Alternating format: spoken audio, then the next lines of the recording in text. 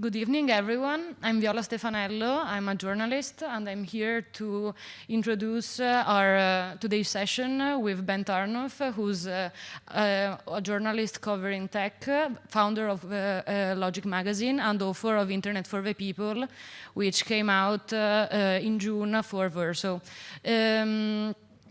Ben and I had the opportunity to discuss this book when it came out in June. Already at the time, I thought that it really stood off from the rest of the writing around the so-called tech chlash, which he will further explain as a concept during his presentation, because it focuses on a topic that journalists who have been covering the misdeeds of tech companies in the past few years usually struggle with. Meaning that although journalism has moved past the techno-optimism that used to be prevalent in the early 2010s, you can notice that often both as journalists and as users, we struggle to find a way forward past the obvious and needed criticism of the current system. And Ben's book covers this whole, meaning that it starts out with a much needed history of the way that the internet became privatized in the way we know it today. And it does so not only from a platform level, like we're usually used to discuss it, but it starts off at every level of the stack, starting off from the pipes, and moving up the stack towards the platform level, so the usual Facebook, Instagram, Twitter, and so on. So I will leave the floor to Ben to explain what the intended purpose of the book was and where it started from. Thank you. Thank you so much for that introduction, Viola. Thank you to our interpreter today. Thank you to Juan Carlos for inviting me. Thank you to all of you for coming. I know this is your Sunday evening, so I'm grateful you're spending a little bit of it with me. I'm going to talk for about 30 minutes. I'll try to make it as fast-paced as possible about the material in my recently published book, Internet for the People. And I'm going to talk in particular about how the internet was created, how it was commercialized, where its problems come from, and how we might begin to solve those problems. That's a lot of material. So I'm not sure we're going to get to all of it in 30 minutes, but we'll try. So I'm going to start by reflecting a little bit on where the contemporary conversation about the internet is at. And Viola mentioned this term, the tech clash. I don't know, is this a term that is familiar to folks in the audience? Yes or no? It's kind of an unlovely word that has kind of stuck because we don't have anything better. I'm sure there's a much more beautiful Italian term for this phenomenon. What it refers to, at least in the context of the United States, is the growing public recognition that the tech industry and the internet in particular is broken, that something is fundamentally wrong with these firms and with these technologies. And at least in the United States, the dating of this is really from late 2016, early 2017. It's actually in 2018 that the Financial Times says that techlash is one of its words of the year. So by 2018, it's firmly established in the lexicon. But in the United States, at least, it has a lot to do with the election of Donald Trump in November 2016 and the kind of how the media interprets and digests that victory, which we could talk about later if folks are interested in. I suspect also the context here is a bit different, and I'd be curious to hear how and when the more critical posture towards technology developed in a European context. I suspect it might be a bit earlier here than it was in the United States. But in any case, the belief that the internet is broken has become a new common sense. I hope you appreciate the amount of work that I put into these slides. And the premise of my book is that, yes, the internet is broken, and it's broken because it's a business. which is to say the crises that have provoked the techlash are inextricable from the fact that the internet is owned by private firms and run for profit. Whether we're talking about the annihilation of our privacy, severe inequalities in broadband access, the exploitation of app-based workers, these various forms of social damage, just to name a few, would not exist if they weren't profitable. But the internet wasn't always a business. It had to be made into a business. And my book is mostly about that process. It's mostly a history of how the internet became a business. This occurred through a process of privatization, a big word that I've put up on the screen. And this process not only created the modern internet, it also, in my view, set in motion the crises that consume it today.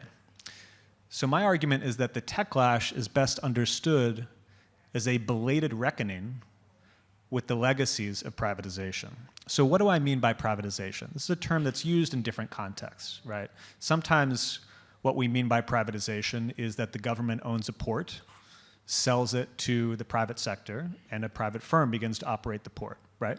Transfer of public sector assets to the private sector. That's not exactly what happened with the internet. But to talk about exactly what happened, we're going to have to give a little bit of backstory on where the internet came from, which is a long story, and I'm going to tell it very, very quickly. The internet started out in the 1970s as an experimental technology created by US military researchers. In the 1980s, it grows into a US government-owned computer network, really a network of networks, which is used primarily by academic researchers. And then in the 1990s, privatization began. And importantly, the privatization of the internet was a process, not an event. It did not involve a simple transfer of ownership from the public sector to the private, but rather a more complex movement whereby corporations program the profit motive into every level of the network. And a system built by scientists, which is what the internet was originally, was thereby repurposed for profit maximization. And this took interventions at a variety of levels: software, hardware, legislation, entrepreneurship, and it took decades. It took a lot of work. It also touched all of the internet's many pieces. And I think before moving on, we should touch briefly on what are those pieces of the internet. I suspect some of this will be familiar to some of you who have a more technical background, but I think it helps to kind of orient briefly about, well, what is the internet? And that is actually not that easy of a question to answer, which is a bit counterintuitive because we talk about the internet all the time, we think about it a lot, we use it all the time, and we kind of take for granted that we must know what it is, but it's actually surprisingly hard to define. If you Google image search internet, you get a lot of things that look like this, a lot of glowing orbs. It's not particularly helpful. What's a better starting point? I think a better starting point is to say that the internet is fundamentally a language. It's a language that some of you may know as the TCP/IP protocols more concretely, which are just sets of rules for how different computers can communicate. And in particular, the internet is a language that lets different computer networks talk to each other and thus interconnect to form a global network of networks, or an internetwork, which is the origin of the term internet. Now, I think that's fairly easy to grasp, but what gets complex is that the structures across which this language is spoken are so vast and so complex and exist at so many different scales. How could we possibly think about them as a whole? And this is where metaphors become useful. And one metaphor that is particularly useful, which again is a quite common metaphor in the worlds of computing and networking, is the stack. Well, what is a stack? A stack is a set of layers piled on top of each other. A house, right, is a stack. This is a plumbing diagram of a house. And as you can see, you've got a basement, you've got a first floor, a second floor, all the way up to the roof. And in a house, the things that you do higher up in the house often depend on systems located lower down. So if you take a shower on the second floor, you've got a water heater in the basement that's pumping water in from your public utility, warming it up, and then piping it up to your shower head so you can have a warm shower. The internet also has a basement, and its basement also consists largely of pipes. And everything you do up the stack in the upper floors of the internet, like send an email, watching a Twitch stream, looking at Twitter, depends on these pipes working properly. More specifically, I found, I'm very pleased with myself here, I found one of the ugliest photographs I could find of a router with a lot of fiber optic cable. There's a subreddit called cable porn for folks who are into this sort of thing, and many of them are very pretty. I'm sure you're all familiar with very pretty pictures of data centers. So I found something a little bit closer to reality.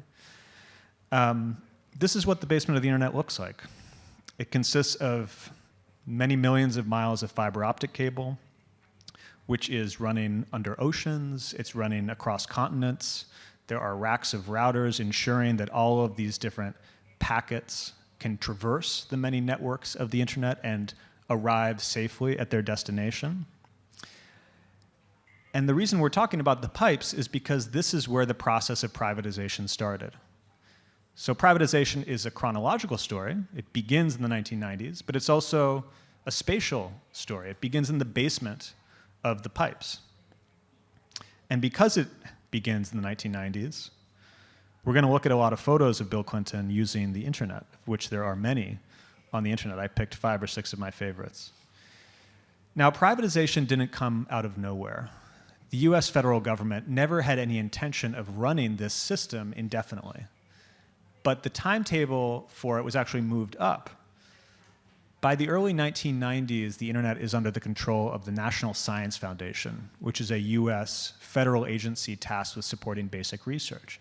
And what's happening at that point is that a lot of people want to get online. You've got the World Wide Web just starting up. You have the first graphical web browsers. So the internet is becoming more usable. It's becoming more appealing. It's becoming a place that people want to be. If you can imagine, what was it like to use the internet in 1988? It's a text-based interface. It requires a fair degree of technical skill to use. You probably need to be on a university campus. So the internet is becoming more popular. And as a result, demand is increasing, but capacity remains very limited. So the National Science Foundation determines we're going to make the transition to privatization sooner than expected in order to unleash investment that can create new capacity to meet this demand. And this privatization, importantly, ended up taking a particularly extreme form. Thanks to extensive industry influence over the process and the broader ideological climate of the 1990s in the United States, which, for those of you who are not familiar, is defined by Clintonism on the one hand, what we might call a kind of center-left neoliberalism, and Newt Gingrich's Republicans in Congress. Gingrich, in particular, is a very important figure in the history of the American right for many reasons, but also has a turn as a kind of poster boy of techno-libertarianism. So there are different flavors of this type of politics, but there is broad consensus over the need to privatize the internet quickly and deeply. To give you a sense of the scale of this move, of what did this actually represent when we talk about the privatization of the pipes. The internet was brought into existence through decades of public funding and planning. Not only did the basic technology have to be invented, but the infrastructure had to be built, specialists had to be trained, contractors had to be staffed, and in some cases, directly spun off from US government agencies. There's a legal activist named Nathan Newman who has a wonderful quote that I often use on this subject. And Newman says, the internet is often compared to the federal highway system. In the United States, Eisenhower built the federal highways. It's often pointed to as a case of major public investment in the United States, of which we don't have very much, typically. And that metaphor was particularly present in the 1990s because, as you may or may not recall, information superhighway was the dominant metaphor that people used to think about the internet in the 90s. And Newman points out the comparison only really makes sense if, in the case of the highway system, the government had also invented asphalt, had invented the internal combustion engine, had manufactured all of the cars. Which is to say, the internet, it has predecessors, and we could talk about that, but that the technology, it has to be created from whole cloth in a way that it's hard to capture the scale of public investment required to summit it into existence. So, strikingly, given the scale of investment required to create and develop the internet, the privatization of the pipes in the 1990s came with no conditions.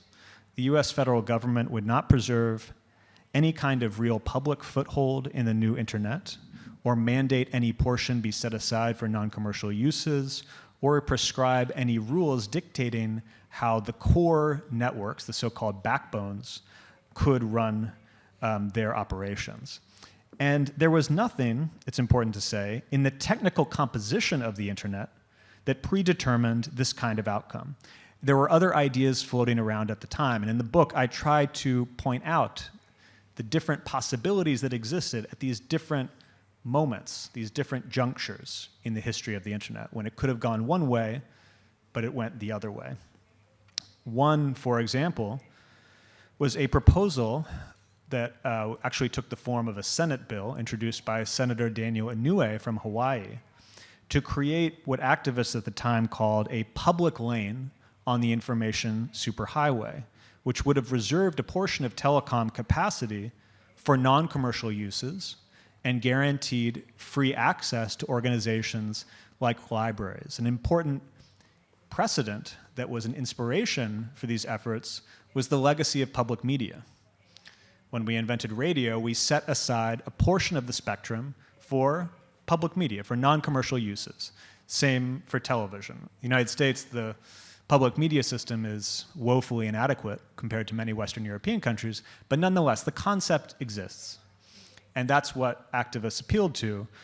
If we have a new communications medium like the internet, what would it mean to take a portion of it and put it aside for non-commercial uses? There were good ideas, but crucially, there was not a social movement capable of enacting those ideas over extensive industry opposition. So what happens is that in April 1995, the federal government decommissioned the NSFnet, which is the core National Science Foundation-run infrastructure of the internet at that time, and the private sector takes over. And there are further deregulatory moves in the United States through decisions by the Federal Communications Commission that lead to a highly concentrated market in internet service in the United States. So this is our last Clinton picture. I said before that the privatization was a process, not an event. And it was a process that programmed the profit motive into every level of the network. But the method of making profit differs depending on what layer of the network you're in. If we're talking about the pipes, you're selling access. You pay, let's say, a monthly fee to an internet service provider to be able to get online. But from the very beginning, people understood that the real profit potential of the internet did not lie in selling access. It was about monetizing activity.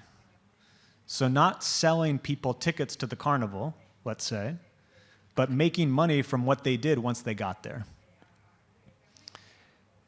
So the next phase of privatization was to ascend to the upper floors of the internet, to the layer where the internet is experienced. So let's return to this plumbing diagram of a house.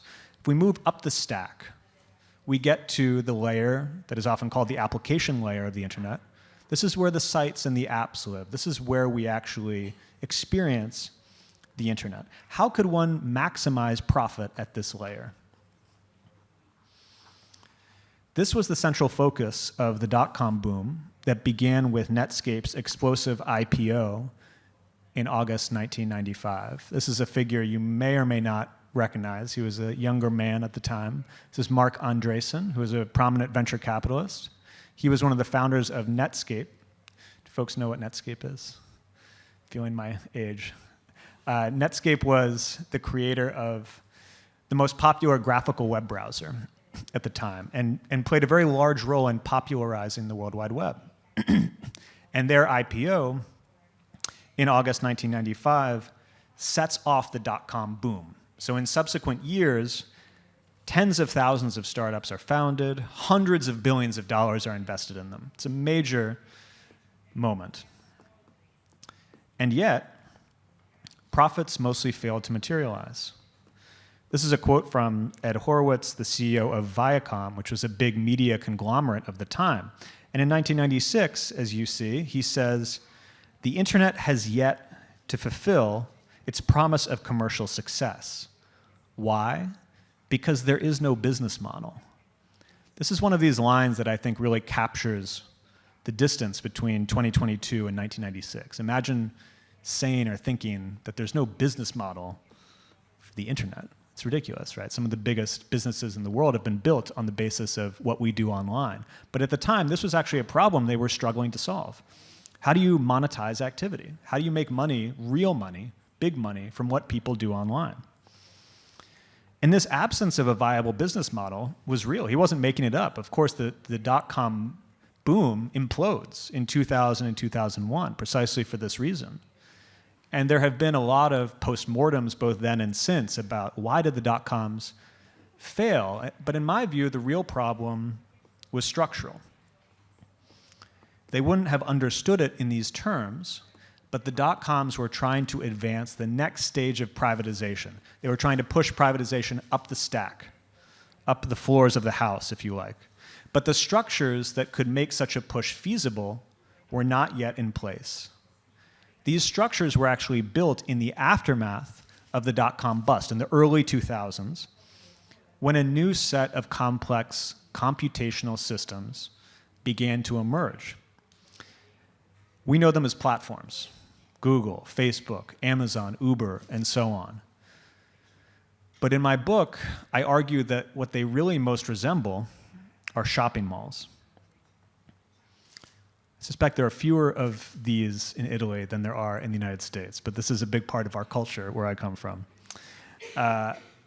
When we think of these firms and the systems that they've built, I think we should think of them as online malls. Online malls are corporate digital enclosures with a wide range of interactions transpiring inside of them. And in particular, they have these characteristics. They're a middleman. They facilitate interactions. And these can be all different sorts of interactions. If you're an American teenager who lives in the suburbs, you probably go to your local shopping mall to socialize with friends. It's the center of your social life, hanging out in the atrium of the shopping mall. So similarly, in an online mall, many of these interactions are social. Some are commercial. But whatever they are about connecting different parties, two or more parties. They could be buyers and sellers, searchers and websites, customers and service workers, and so on. Online malls are also sovereign. They don't just connect people, they also write the rules for how people connect. They exercise a kind of sovereignty over the interactions, the form, the shape of the interactions that occur within the digital enclosure. They are the maker and beneficiary of network effects, which simply means they benefit from having more and more people interact, becomes more valuable. And finally, and crucially, as I'm sure all of you know, it's become almost common sense at this point, they are the manufacturer and the monetizer of data, because all of these different interactions that are happening within the space of the online mall are recorded and interpreted, and then in turn made into money in a variety of ways. The way that we are most familiar with, of course, is online advertising. But it's important to note that that's really only one of many ways that data is turned into money. So these are the main characteristics of the online mall. And it's the invention and development of the online mall, in my view, that makes it possible for privatization to be pushed up the stack, to succeed where the dot-coms failed in the 2000s and the 2010s, and for the immense profit potential of the internet to finally be realized. Okay, what is the legacy of all this as I slowly conclude this talk. What have been the consequences? Why should we care about this? Let's focus first on the legacy of privatization for the pipes of the internet. And this is where the situation varies a bit more by national context, because the telecom landscape and the regulatory landscape in different countries is, of course, very different. I'm going to tell you a story about the United States, which is, of course, the situation I know the best, but is also, I think, a representation of privatization in its most extreme form. So I can give you a sense of something of the dynamic of privatization as a whole. So after decades of deepening private control, really a private dictatorship over the pipes of the internet in the United States, Americans pay some of the most expensive rates in the world in exchange for pretty bad service. So we pay, on average, monthly costs higher than those in Europe or in Asia. Our speeds are not particularly good. We rank about 14th in the world, below Hungary and Thailand. And most astonishingly, in 2018, Microsoft researchers found that 162.8 million Americans do not use the internet at broadband speeds, which is about half the country. It's kind of a staggering number, actually. The disconnected are disproportionately rural, folks living in the countryside, or low income. Actually, the biggest reason people don't have broadband when you ask them is because they can't afford it. And given how essential internet access has become for so many things, for keeping up with homework, to finding a job, this has become a real social crisis among many. It's a country of crises in the United States. This is a photograph of a woman who is working from home, so to speak, from a parking lot in Omaha, Nebraska in the early days of the pandemic. Because if you have half the country that doesn't have broadband speeds at home, they have to go to community centers, to churches, to libraries to get free Wi-Fi during those early months of lockdown. And I think COVID, of course, was a great intensifier of inequalities. It revealed inequalities that have always been there and magnified them. And that was the same with our broadband. Now, the reason for the pitiful state of US broadband is because these high fees that we pay, that are extracted from users, are not used to reinvest in infrastructure. They're funneled upwards into the hands of executives and investors. They're being used to generate dividends and stock buybacks. So that's the pipes, and we could discuss that more, if you like, in the conversation. But when we move up the stack to the realm of what we think of as the platforms, what I somewhat pedantically insist on calling the online malls, what is the legacy there? And I think, again, these companies have much greater global reach. So here, I suspect, we'll be able to speak more universally.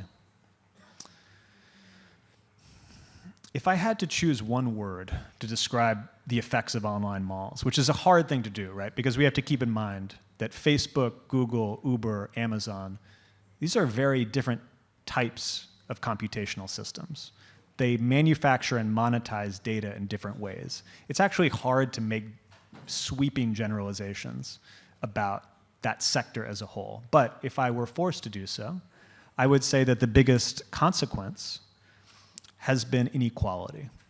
And in fact, in the book, I argue that online malls are inequality machines, that they reallocate the existing distribution of risk and reward. They push risks downward and spread them around.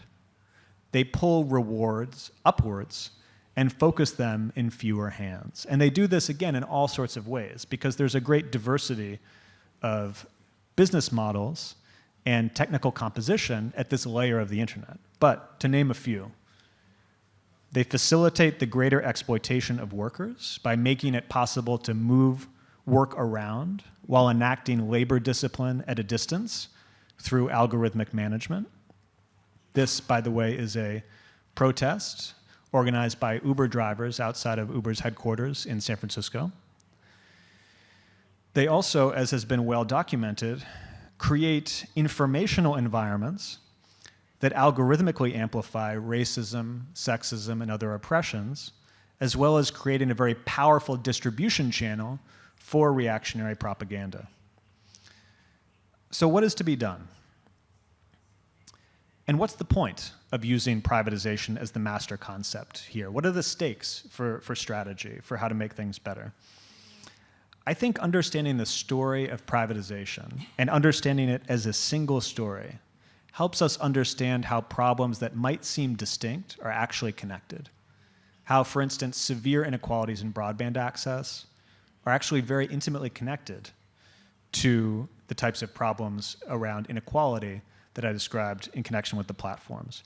And I think it helps us identify the source of those problems, which I think is privatization as it's expressed in various forms, and crucially leads us to a possible solution, what I call deprivatization. It's pretty easy. I just put 2 letters in front of privatization. Deprivatization aims at creating an internet where people and not profit rule. So that's very abstract. What does that mean more specifically? Well, to get a little more concrete, it means creating an internet where people have the resources they need to lead self-determined lives and the opportunity to participate in decisions that affect them. It's a little more concrete, but still a little abstract. So let's take it one step deeper. In particular, this means developing publicly and cooperatively owned alternatives to the corporate structures that can encode the practices and the principles of actual democratic control. Now, there's no single model for what this looks like. As we've been discussing, the internet is vastly complex. It exists at many different scales. It's composed of many different types of technical artifacts. So deprivatization can't be monolithic. It can't be one size fits all. It must necessarily match the complexity and the diversity of the internet itself. But we also need examples, right, to hold on to. So I'm going to give you some. In the United States, there are more than 900 communities that are served by publicly or cooperatively owned broadband networks. Many of these are owned and operated by the local municipality. Others are cooperative in the sense that they are owned and operated by the members of the network themselves. And these so-called community networks have a number of real material advantages over their corporate counterparts. First, they tend to provide better service at lower cost because they're not existing to enrich investors. They tend to focus on social needs, such as universal connectivity, rather than profit maximization. And crucially, they enable community members and users of the network to participate in decisions about how infrastructure is developed and deployed. And this is actually rooted in legal mechanisms that compel these entities to behave differently. For instance, there's a federal tax exemption that these cooperatively owned networks use to get out of paying taxes. And in order to apply and receive that exemption, they have to hold regular democratic elections for their governing board. So they really do have a degree of democratic accountability and participation. And that point for me is crucial because I don't make a fetish of public or cooperative ownership. There's plenty of bad examples of it. The point is not to have alternative ownership models for their own sake. It's what new forms of collective governance and popular participation these models make possible. If you want to put people over profit, you need to create spaces where people can rule. I should say community networks are, of course, by no means a US-specific phenomenon. There are many flourishing community networking projects in Europe. We could talk about the Freifunk initiative in Germany, Sarantaporo in Greece, Guifi.net in Catalonia. The list goes on. And of course, these are just one model, and these are limited to the pipes of the internet. So what happens when we ascend up the stack to the so-called platforms? Well, here I think it's safe to say that the path to deprivatization becomes less linear. But broadly, I think we need to do 2 things here. The first is to encircle the online malls, to shrink their footprint through public policy, while also assembling a constellation of alternatives that can lay claim to the space that they currently occupy, that can take territory from them, if you like. And these must be real alternatives, not smaller or more entrepreneurial versions of the tech giants, but institutions of a fundamentally different kind. And the good news is that these are beginning to emerge in rudimentary form. The experiments at this layer of the internet are not as mature. We don't have 900 community networks to point to here. But we do have some interesting experiments that are emerging. For instance, self-governing social media communities emerging through the decentralized web community, among other many interesting decentralization projects. There are also emerging worker-owned app-based services under the heading of platform cooperativism, perhaps a term you're familiar with. Now again, these experiments are very limited, and they will need to be refined and expanded through public investment. Crucially, we will also need spaces that help new alternatives emerge. We need to have a lot more imagination, and not just imagination in the idealist sense, but imagination as a collective, embodied way of working together that requires real resources to be invested in it. So we need spaces where people can articulate their needs collectively and construct the online worlds capable of meeting them. The last thing that I wanted to say is that we talk a lot about technology when we're talking about the internet, inevitably. And the process of building these alternative networks and services, of developing diverse experimental pathways for deprivatizing the internet, has a technical component. Of course, code has to be written. But it's above all a political project. And as a political project, it can draw on a rich set of traditions for inspiration, which I find very reassuring, that we have ancestors to lean on, to draw on in this project. For me, those are above all the traditions of worker self-management, of autonomy, of forging organs of popular power where people can collectively provision the resources they need and participate directly in the decisions that affect them. So in this spirit, this is a picture of a collectivized restaurant in Barcelona during the Spanish Civil War to offer a bit of inspiration. And again, I find great consolation in this idea because we have ancestors. The internet is new, but the principles that will help us build a better internet are not. Thank you very much for listening. Thank you, Ben. Thank you, Ben. So before we move on to more newsy subjects, I just wanted to ask a question about a topic that really fascinated me inside the book, which is an example that I think a lot of people here probably don't know about, but I found very inspiring, which was still linked to the topic of leaving space for collective imagination. I was wondering if you could tell a little bit of a story of the technology networks in 1980s UK, if I'm not incorrect. Absolutely. So in the 1980s, there is a administrative body, a municipal government body, which no longer exists actually, called the GLC, the Greater London Council. And in the 1980s, the Labour Party left wins control of the GLC, and it embarks on a series of very ambitious experiments. And one of these experiments is the creation of what they called, somewhat confusingly, technology networks. They weren't actually networks. They were spaces, physical spaces, placed around London where people could come in, get access to tools, get access to resources, and create new technologies. It's a bit like, if you're familiar with hacker spaces or maker spaces, these were essentially municipally supported maker spaces. And a lot of very interesting small-scale technology came out of these spaces. If you created something, you had to put it in the product bank so that anyone else could get the designs and be able to make it themselves. And in particular, a lot of technologies around energy efficiency emerged. And this was, for me, a source of inspiration because it was one possible model of how do you democratize the design and the development of technology? How do you give ordinary people the resources to participate in a process that is usually closed off to them? The last thing I would say about technology networks is that they became a site of political organization as well. Because in the process of trying to build technologies to solve their problems, people realized how many of their problems couldn't be solved by technology, that politics, in fact, was also necessary. So they served a kind of movement function as well. Thank you. This is the dreaded moment where we move on to discussing the things that are happening right now in with regards to platforms or online malls, however you want to call them.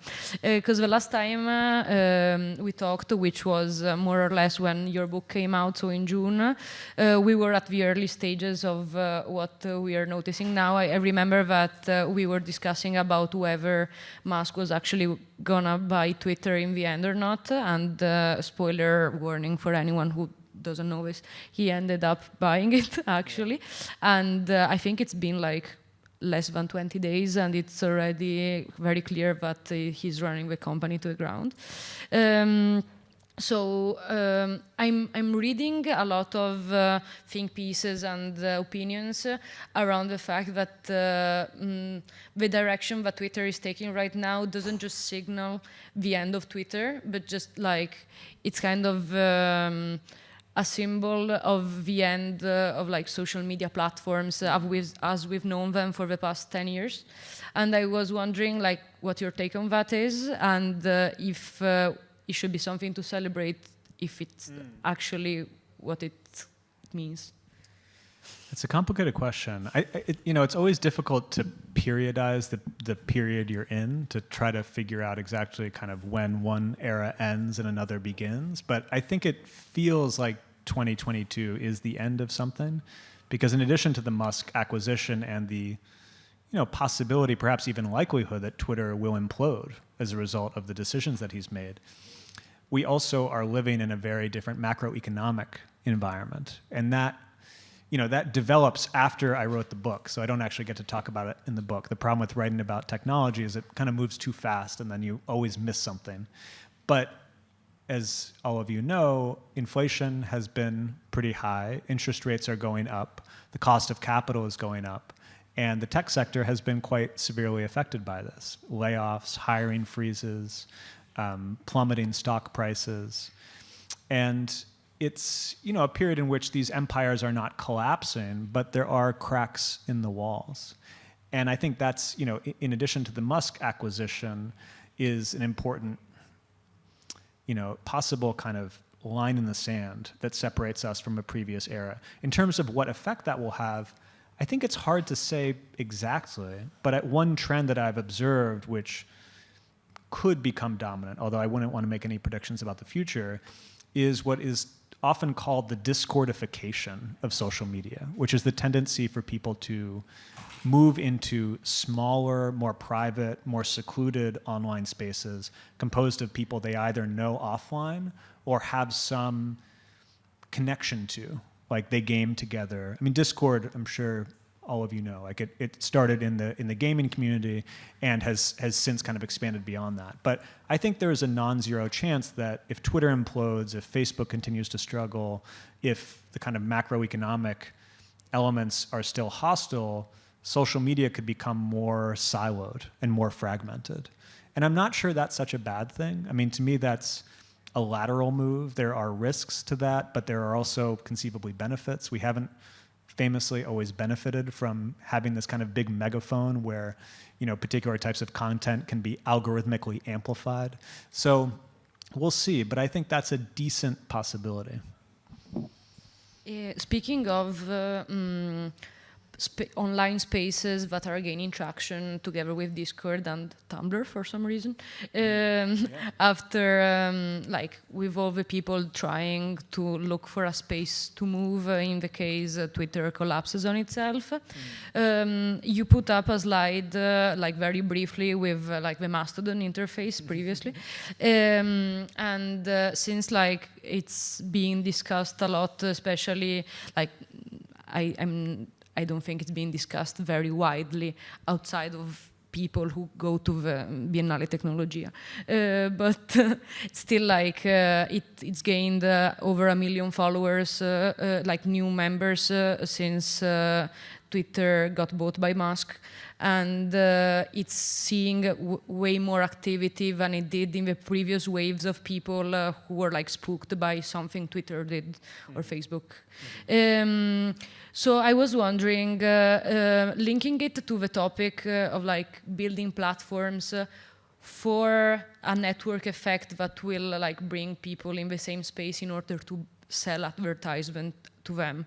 Since like Mastodon really tries not to have advertisement on it, like it's basically one of like the central tenets of Mastodon, I would say. Like it's very hard for companies to advertise on it. Yeah. Do you think there's a chance that it could be like a social network for the people, or? I think the future of Mastodon is very interesting. Are folks familiar with Mastodon? Just briefly, what it is worth defining. So Mastodon is, let's say, a decentralized Twitter. And what that means is that Mastodon is not a website. It's essentially a collection of servers, each of which are called instances. And these instances are essentially social media communities that then have the opportunity to connect or federate with other social communities to create a kind of network of networks, if you like. It's basically operates on the same principle as the internet of interoperability. And it uses a particular protocol, an open protocol, to stitch these different instances together. So it's a very different model. And I think it's confusing because people go to Mastodon and they're like, it looks like Twitter, but the architecture is completely different. And what that enables, one of the benefits of that, is that you can have a community in which the members are able to deliberate democratically about the rules that will govern that instance. What are going to be the rules that govern content moderation on this instance? Which other instances will we federate with, and so on. So there's an opportunity, although not a guarantee, of devolving some of these decisions that are made by executives and investors onto users themselves through what Mastodon makes possible. Now, in terms of the economics of this transition, right? How do you go from Twitter, which again was not a profitable company, but attracted a lot of investment and so has money to pay for a nice design and more infrastructure, and Mastodon is an open source project. I think that what will happen, or what could happen to turn the tide in Mastodon's favor, is if certain types of organizations decide Twitter is imploding, we need some type of social media presence. We have something to be gained by controlling it ourselves, and we're going to create our own instance. So this came up in a conversation recently with an academic friend, and he was discussing his professional association for his discipline. And he said, we already have a code of conduct. We already have a set of rules that we've agreed to govern our conversations among one another. And there's all of these academics on Twitter who are getting kind of lost in it. I mean, it's not often a particularly useful place for that type of exchange. What if his academic professional organization, which has resources, invested in creating and operating a Mastodon instance?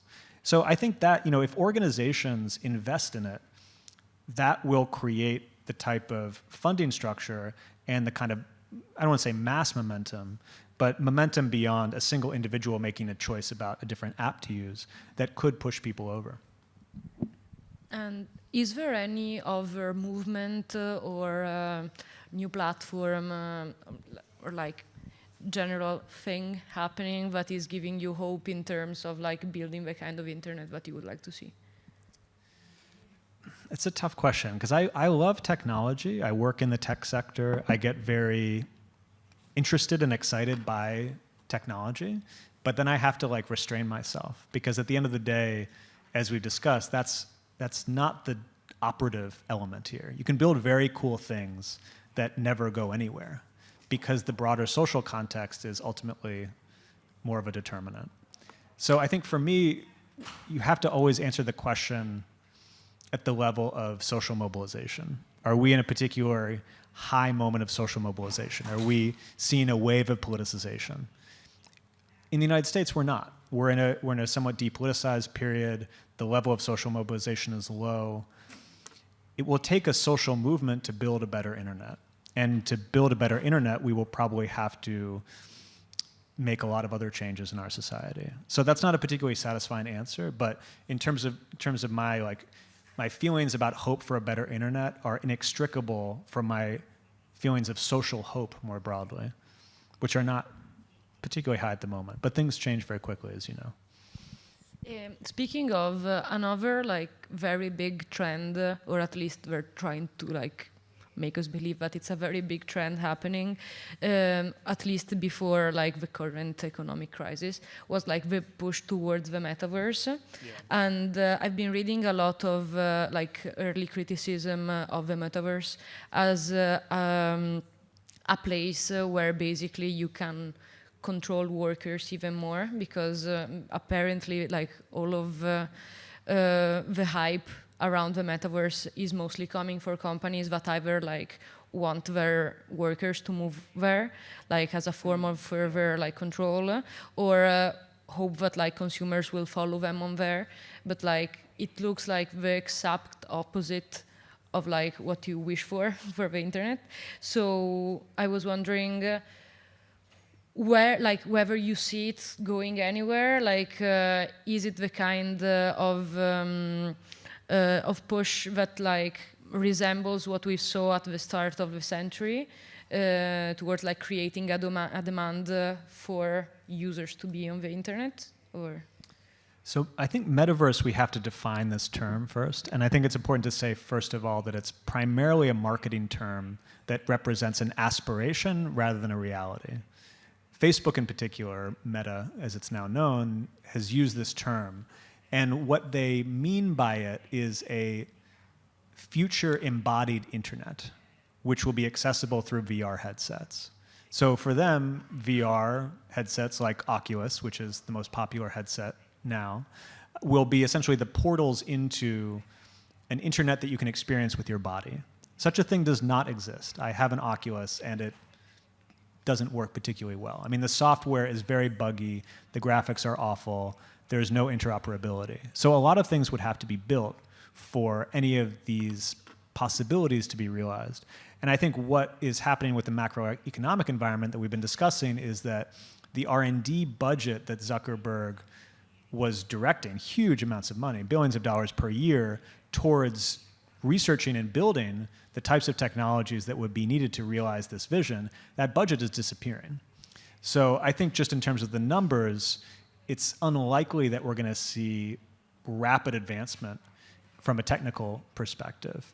In terms of why would people want to use it, I mean, that's another important question they have to answer. And I think one of the possible avenues to wider adoption, as you suggest, would be using headsets for work collaboration, so that rather than being on Zoom, you're in VR. Now, I've used, I have, again, an Oculus. I've used their work collaboration software. It's not usable. It's not at the place where it needs to be for companies to adopt it. And it could be someday, but again, they don't have the kind of money they used to have to spend on R&D. So we'll see, but I'm not particularly optimistic. I would now open the floor for questions, because we've got a little less than 10 minutes, if I'm not wrong. So if anyone has any question they would like to ask Ben, this is the moment.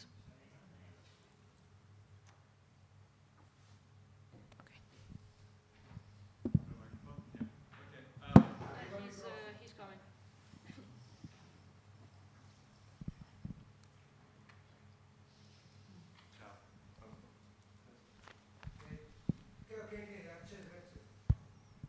Ciao. Okay. Ben, I've read the book and I love the book. Thank you for writing it and bringing an alternative possible futures to the internet based on a substantive past that did exist. And the question is about data and personal data in the future internet. In the history of, for example, unionism, sovereignty is something that is at least embodied, although it is not always clear where the person ends and the union begins, even in automotive unions and very conventional unions. So what sort of possible hope do we have for maybe a data commons or some sort of place where people have, I don't want to say control, but where there's a collective benefit from personal data and also a collective, an individual sovereignty that's respected. Should we take maybe two questions and bundle them together?